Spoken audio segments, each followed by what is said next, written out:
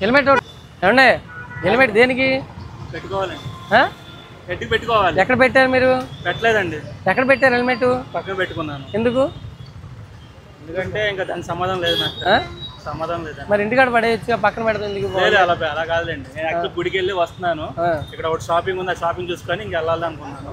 Helmet అలవాటు ఉందా అసలు? మీరు ఊరికే పెట్టుకోవడానికి ఏదో పోలీసులు ఆపుతున్నారని చెప్పి నేను ఇంజనీర్, మాకు హెల్మెట్ లేదే సైడ్ లోకి ఎలా చేయరు.